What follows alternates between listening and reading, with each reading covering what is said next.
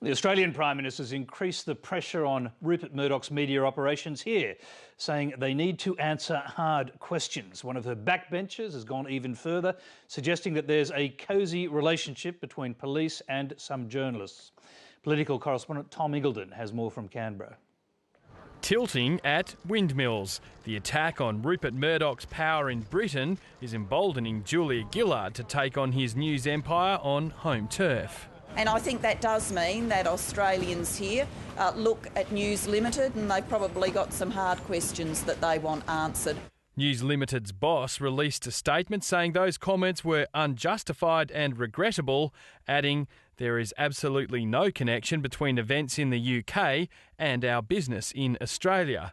The Prime Minister isn't saying which questions in particular she'd like News Limited to answer. When we see a big thing happen overseas, it causes us to reflect on circumstances in our own nation.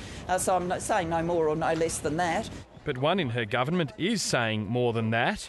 I suspect that there are cosy relationships which have been entered into between various journalists and various media companies and the police. Mr Thompson didn't directly point to News Limited except to draw parallels with the allegations against News International in London. Police commissioners would do well to look at what has gone on in the United Kingdom and to say to their police forces, we don't want that. We want a transparent relationship. We want an arm's length, formal, proper relationship with the media. The allegations of police bribery and phone hacking might seem a long way from the carbon tax, but they feed into the government's complaints about News Limited's coverage of its plans. The Daily Telegraph is interested in distorting the debate. The Daily Telegraph in Sydney is constantly opposing a price on carbon, doesn't care how it does it. They say there's a clear bias in favour of what they're calling Tony Abbott's fear campaign. Today he was speaking to workers in the power generation industry in Victoria's Latrobe Valley. The Latrobe Valley is under threat from this carbon tax. The problem with this carbon tax is that it's going to close down over time an enormous amount of the power generating capacity of this valley. The government's been running a $12 million ad campaign to counter Mr Abbott's claims. Tomorrow comes the retort. Latelines obtained a full-page ad to be run in tomorrow's paper, calling the government's tax excessive and paid for by a coalition of coal, mining, retail and manufacturing lobby groups. Today, though, it was the opposition leader feeling a little pain with a dawn dip in Port Phillip Bay. What's the water like? Freezing.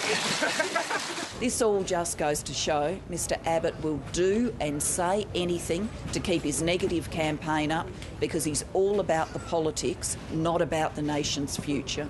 Kevin Rudd was championing quite another policy today. The Donate Life campaign around the country is really important. We still have a couple of thousand people on organ transplant lists around Australia. The Foreign Minister was once one himself when he got a new heart aorta 18 years ago. It's wearing out. The docs have said, Kev, it's time for a new one. And so, being the obedient soul that I am, I've decided to take their advice, and that's what's happening. There'll be an operation sometime in the next few weeks to fix that worn-out aorta, and if all goes well, a couple of months recovery time after that.